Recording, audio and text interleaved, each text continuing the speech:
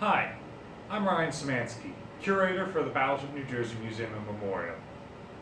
Today I'm talking to you from the curator's office, and I'm answering one of your frequently asked questions. Can the battleship be returned to active service?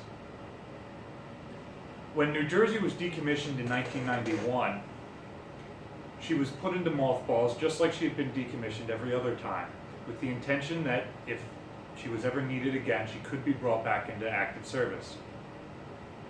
In 1999, both New Jersey and Missouri were turned over to become museum ships, and the Navy gave ownership of the vessels to the respective museums. As of 2009, the U.S. Navy no longer owns a single battleship. There are no battleships on the Naval Register at all. The 8 that are left in this country are all run by museums. When the ship was mothballed, preservative coatings like cosmoline were put on important equipment like the engineering systems.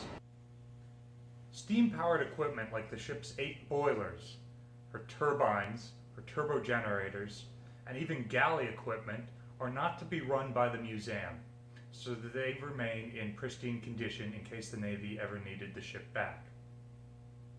The museum does make modifications to the ship, such as this cutaway into the armored barbette of Turret 2.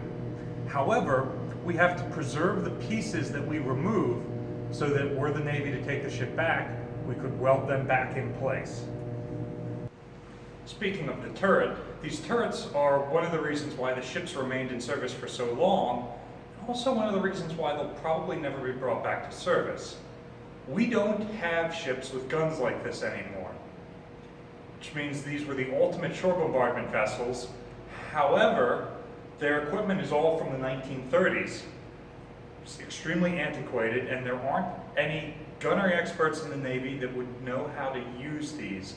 I had a former battleship sailor on here who believes that there are as little as 4 battleship sailors who are still on active duty with the Navy. In the 1980s, when these ships were reactivated, the Navy had to recall former sailors from these ships to active service to train the modern sailors how to use the antiquated technology. Now, most of our World War II veterans are gone. The Korean vets are not far behind them. There are about 3,000 Vietnam vets who served on battleships and some 80s veterans who could be recalled, but the knowledge on how to operate and maintain these weapon systems is no longer around. The same is true for our engineering plant. These battleships ran off of 600-pound steam, and there are very few ships like that in the Navy, steam-powered at all, much less in the 600-pound category. At 75 years old, the battleships are old. However, they only have 22 years of active use in the case of New Jersey, and as little as 12 years of active use in the case of our sister ship Wisconsin. So in theory, they still have some life left in them.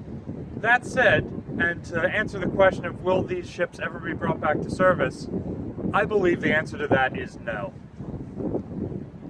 The ships are too old and their systems are too antiquated. Even though we don't have an adequate replacement for them, I don't see any way that the Navy could pay probably as much as $2 billion to reactivate these ships, find a crew that knows how to use them, and effectively use these vessels.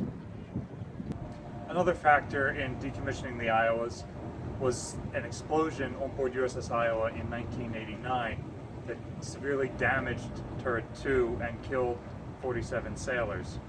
For more information on that, check out our other YouTube video. If you want to see more content about battleships, remember to like, share, and subscribe, and tune back in next week for more videos.